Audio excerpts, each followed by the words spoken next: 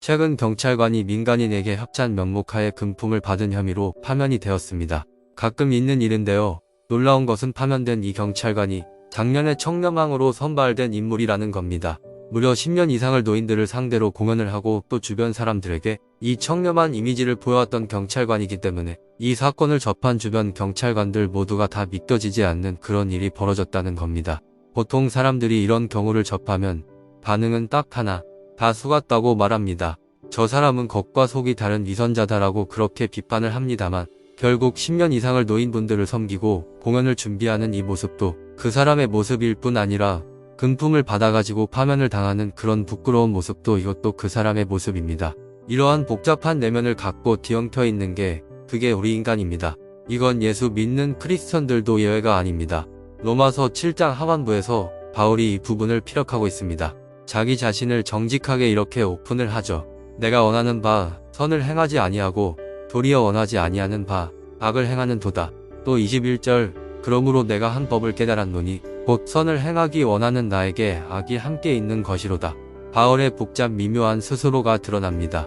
로마서 7장 13절부터 25절까지는 이 바울의 복잡 미묘한 감정이 계속 반복해서 피력되고 표현됩니다. 대부분의 사람들이 7장에서 충격을 받습니다. 이렇게 처절한 부끄러운 자기 모습, 원하는 바 선은 행하지 않고 원하지 않는 악을 행하는 존재, 선을 행하기 원하는 나에게 악이 함께 거한다라는 자기 내면을 고백하는 이 상황이 그가 다메섹 도상에서 예수님 만나기 이전의 상태를 이렇게 고백하고 예수님을 만나서 한치의 오차도 없이 성숙한 삶으로의 변화를 고백한다면 큰 감동이 되겠지만 불행하게도 지금 바울의 고백은 예수님을 만난 후의 고백입니다. 그것도 초신자가 아니라 모든 사람들이 바울을 대사도로 존경했던 그런 상황에서 이런 고백을 한 것이기에 많은 사람들에게 충격입니다. 하지만 이것은 정말로 존경스러운 고백입니다. 바울은 지금 인간의 실존을 설명하면서 굳이 자신을 오픈할 필요가 없는데도 불구하고 인간의 비참함과 연약함에 대해서 자신을 비유로 상세하게 설명하기 때문이죠. 정작 사람들은 자기를 모르고 대사도라고 하지만 마음속에서는 이런 갈등을 겪고 있다는 것을 정직하게 고백하는 모습은 대단한 행동입니다. 거기다가 15절에서는 바울이 자기의 부끄러운 걸 이렇게 이야기합니다. 내가 행하는 것을 내가 알지 못하노니 자기의 무지를 이렇게 드러내고 18절에서는 내 속 곧 내 육신에 선한 것이 거하지 아니하는 줄을 아노니 원함은 내게 있으나 선을 행하는 것은 없노라. 바울은 무엇을 해야 되는지도 모르는 무지한 인간이고 안다고 하더라도 행동하지 못한다. 즉 자신의 총체적인 결함을 가진 초라한 인간이라고 자기를 고백합니다. 이렇게 고백하는 바울은 결국 스스로가 선을 행하기 원하는 본인에게도 악이 함께 있다는 것을 깨달았다고 말하게 됩니다. 자기를 그렇게 깨닫는 것은 정말 어려운 일입니다.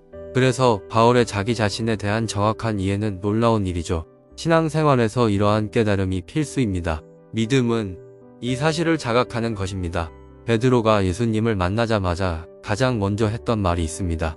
누가복음 5장 8절 시몬 베드로가 이를 보고 예수의 무릎 아래에 엎드려 이르되 주여 나를 떠나소서 나는 죄인이로소이다. 예수님을 가까이 인격적으로 만난 사람에게 나타나는 가장 우선적인 반응은 자기를 알게 되는 것입니다.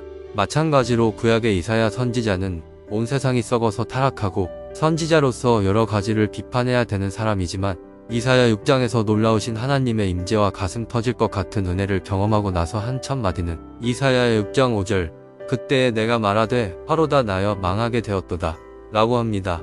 세상만 썩어 빠진 줄 알았지만 그 한가운데에 자기가 있다는 사실을 하나님의 임재와 영광을 경험했을 때 깨달았죠. 우리는 참 엉망이 많습니다. 우리 인생에 대한 책임을 남에게 전가하고 비판합니다. 하지만 우리가 놓치고 있는 것은 그 한가운데, 즉 원인을 제공한 사람은 우리 자신이라고 볼 수 있습니다. 이것을 깨닫기 위해서는 우리는 은혜를 구해야 하는데요. 예수님께서 그 당시 비난받던 악의 화신 중 하나인 세리와 스스로 너무나도 거룩하다고 자부심이 넘치던 바리새인을 비교하신 일화가 있습니다. 바리새인은 스스로가 1년에 2번 금식하고 소득의 11조를 드린다고 당당하게 기도하는데 옆에서 세리는 하늘을 쳐다도 보지 못하고 가슴을 치면서 하나님에게 죄인이라고 고백하며 기도합니다. 여기서 예수님은 예상치 못한 말씀을 하십니다. 누가복음 18장 14절 내가 너희에게 이르노니 이에 저 바리새인이 아니고 이 사람이 의롭다 하심을 받고 그의 집으로 내려갔느니라. 바리새인이 아니라 저 세리처럼 살라고 말씀하시는 굉장한 모순 중의 모순입니다.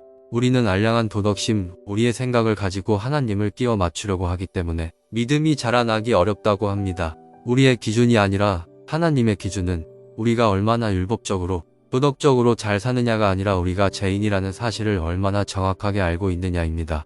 왜냐하면 주님을 영접한 모든 사람들의 가장 첫 반응이 스스로에 대한 깨달음이기 때문입니다. 과연 우리들은 어떨지 함께 생각해보는 하루가 되셨으면 좋겠습니다. 오늘 영상은 분당 우리교회 이찬수 목사님의 설교를 참조하여 만든 영상입니다. 오늘 하루도 은혜가 넘치시는 하루가 되시길 진심으로 바라겠습니다.